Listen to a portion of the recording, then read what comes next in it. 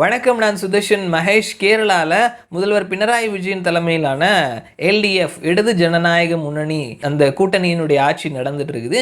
நம்ம ஏற்கனவே பல முறை சொல்லியிருந்த மாதிரி அங்கே இருக்கக்கூடிய அரசாங்கத்திற்கும் மாநிலத்தினுடைய ஆளுநராக இருக்கக்கூடிய ஆரிஃப் முகமது கான் இவங்க ரெண்டு பேருக்கும் இடையில் பல முட்டல் மோதல் பிரச்சனைகள் நடக்குது.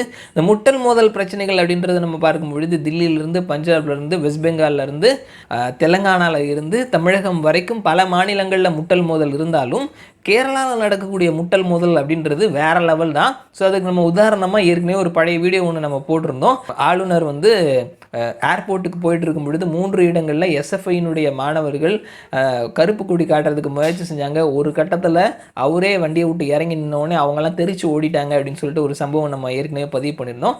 அதே மாதிரியான சம்பவங்கள் 2 நாட்களுக்கு முன்னாடி நடந்திருக்குது. அதற்கு முன்னாடி சமீபத்தில் அந்த மாநிலத்தினுடைய 2024ஆம் ஆண்டுக்கான சட்டமன்ற கூட்டத்தொடர் நடந்தது. ஸோ ஒவ்வொரு வருடத்தினுடைய தொடக்கத்தில் நடக்கக்கூடிய கூட்டத்தொடரில் ஆளுநரினுடைய உரை அப்படின்றது இருக்கும். எப்படி நம்ம ஊரில் போன முறை வந்துட்டு பெரியார் சம்பந்தமான விஷயங்களை ஆளுநர் வாசிக்கலன்னு ஒரு பெரிய சர்ச்சையாச்சு. ஆளுநர் செல்லும் பொழுது முன்னாள் அமைச்சர் பொன்முடி கைசேகை காட்டினார். இந்த மாதிரியான விஷயங்கள் எல்லாமே வந்துட்டு பல சர்ச்சைகளை கிளப்பியிருந்தது. ஆளுநர் எப்படி வந்துட்டு எழுதி கொடுத்தது நீங்கள் எப்படி வாசிக்காம விடலாம் அப்படின்ற மாதிரி சர்ச்சைகள்லாம் வந்தது.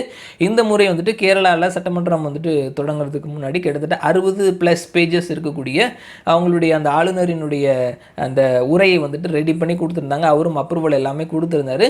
கடைசியில் மனுஷன் வாசிக்கும் பொழுது அவருடைய அந்த ஓப்பனிங் எல்லாம் கொடுத்து முடிச்சதுக்கு அப்புறமா அந்த 60+ பக்கம் இருக்கக்கூடிய அவருடைய உரையை வாசிக்கிறாரு. நான் டைரெக்டாக கடைசி பேராகிராஃப்க்கு போகிறேன் அப்படின்றத சொல்லிட்டு கடைசி பேரா மட்டும் வாசிச்சுட்டு கிளம்பிட்டாரு.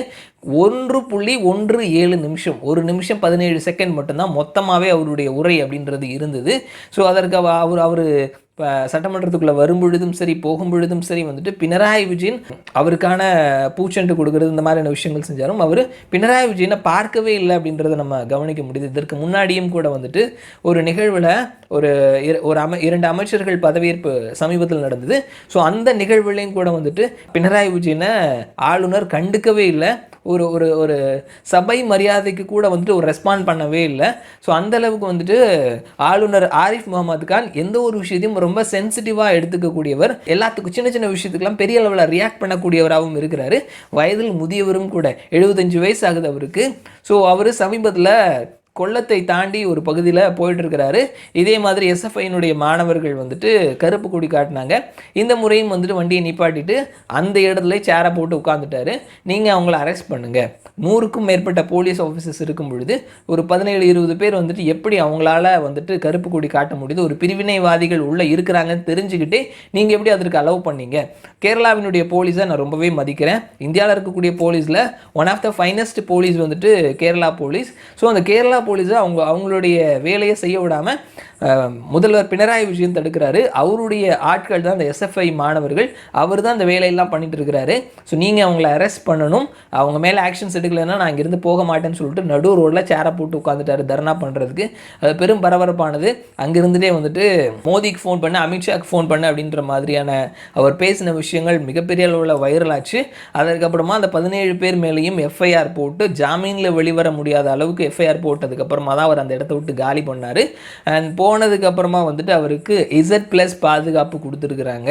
ஸோ பினராயி விஜயன் கூட வந்துட்டு அவருக்கு அவருடைய சட்டமன்ற உரையை வாசிக்க சொன்னா டைம் இருக்காது, ஆனால் ரோட்டில் போய் உட்காந்துக்கிட்டு தர்ணா பண்ணுவார். இதுக்கெல்லாம் அவருக்கு டைம் இருக்கும்பா அப்படின்ற மாதிரி கவுண்டரும் பினராயி விஜயன் கொடுத்துருந்தாரு. ஸோ இப்படியா ஆளுநர் வெர்சஸ் சிஎம் கவர்மெண்ட் அப்படின்னு சொல்லிட்டு பிரச்சனைகள் போயிட்டு இருக்குது. இதற்குள்ள இன்னொரு விஷயம் இருக்குது அப்படின்றதையும் சொல்கிறாங்க. என்ன அப்படின்னா, போன லோக்சபா தேர்தலில் கேரளாவில் மொத்தம் இருக்கக்கூடிய 20 தொகுதியில் 19 தொகுதிகளை UDF அப்படின்னு சொல்லக்கூடிய காங்கிரஸ் தலைமையிலான கூட்டணி கைப்பற்றினாங்க. இதில் 15 தொகுதியில் காங்கிரஸ் ஜெயிச்சாங்க. போன முறை காங்கிரஸ் ஒட்டு மொத்தமாக 52 சீட்டு தான் ஜெயிச்சாங்க. அதில் 15 சீட் குட்டி மாநிலமாக இருக்கக்கூடிய கேரளாவிலேருந்து வந்தது. அந்த 15 சீட்டு கிடைக்கல அப்படின்னா 40க்கு உள்ள 35, 37 அந்த அளவுலேயே வந்துட்டு காங்கிரஸ் சுருங்கி இருக்கும். ஸோ இந்த வேலையை இந்த முறை வந்துட்டு அந்த 20 சீட்லையுமே பெரும்பான்மையான சீட் காங்கிரஸுக்கு கிடைக்கக்கூடாது. அது கம்யூனிஸ்ட்டுக்கு போனால் கூட பரவாயில்ல, காங்கிரஸுக்கு கிடைக்கக்கூடாது. காங்கிரஸ் போன முறை வாங்கின 50ஐ விட 40க்கு உள்ள காங்கிரஸை வந்துட்டு கண்ட்ரோல் பண்ணணும் அப்படின்ற ஒரு பிளானில் ஆளுநரை வைத்து முதல்வருக்கு எதிராக கொம்பு சீவி விடக்கூடிய வேலையை வந்துட்டு சென்ட்ரலில் இருக்கக்கூடிய பாரதிய ஜனதா கட்சி செய்கிறாங்க அப்படின்னும் இது கம்யூனிஸ்ட் கட்சி பார்ட்டிக்கும் தெரிஞ்சே தான் அவங்க இந்த ஒரு விஷயத்தை செயல்படுறாங்க. ஏன்னா பல எலெக்ஷன்ஸ் நம்ம கேரளா வரலாற்றில் பல எலெக்ஷன்ஸ் நம்ம பார்த்துருந்தாலும் நம்ம ஒவ்வொரு சட்டமன்ற தேர்தலையுமே வந்துட்டு எல்டிஎஃப் யூடிஎஃப் மாறி மாறி வருவாங்க. இந்த முறை தொடர்ந்து 2 முறை எல்டிஎஃப் வந்துட்டு ஆட்சியில் இருக்கிறாங்க. ஆனால் லோக்சபா தேர்தலும் வரும்பொழுது அதிக அளவில் பெர்ஃபார்ம் பண்ணுறது காங்கிரஸ் கூட்டணி தான் அதிகமான அளவில் சீட் ஜெயிச்சுட்டு இருக்கிறாங்க. இந்த முறை நம்ம ஊரில் இருக்கக்கூடிய பத்திரிகையாளர்கள் கூட இந்த முறை பிரியங்கா காந்தி போட்டிட்டாங்க அப்படின்னா பிரியங்கா காந்தி, சோனியா காந்தி, ராகுல் காந்தி 3 பேருமே சவுத் இந்தியாவுக்கு வந்துட வேண்டியதான், அப்படி தான் நிலைமை இருக்குது அப்படின்ற மாதிரி கூட சொல்லியிருந்தாரு. ஸோ இந்த மாதிரியான ஒரு சூழலில் காங்கிரஸுக்கு ஒரு அதிகமான ஒரு டீசெண்டான தொகுதிகளை கொடுக்கக்கூடிய ஒரு மாநிலமாக கேரளா இருக்குது. ஸோ காங்கிரஸை அங்கே கண்ட்ரோல் பண்ணணும், அதற்கு இந்த மாதிரியான ஒரு மோதல் போக்கு இருக்கும் பொழுது எப்படி வந்துட்டு கம்யூனிஸ்ட் பெர்ஃபார்ம் பண்ணுறாங்க அப்படின்ற மாதிரி மக்கள் மனதில் ஒரு எண்ணத்தை ஏற்படுத்தணும்.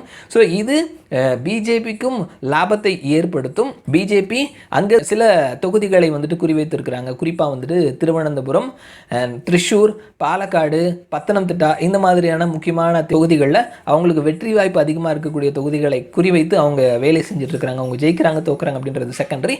ஸோ ஒரு 3-4 தொகுதிகளை குறிவைத்து வேலை செஞ்சுட்ருக்கிறாங்க. ஸோ காங்கிரஸுக்கு அதிகமான தொகுதிகளை கிடைக்கக்கூடாது அப்படின்றதுல இவங்க 2 பேரும் ஆஃப் ஸ்க்ரீனில் பிளான் பண்ணி வேலை நடந்துட்டு இருக்குது அப்படின்றதையும் கேரளாவில் இருக்கக்கூடிய ஊடகங்கள் சொல்கிறாங்க.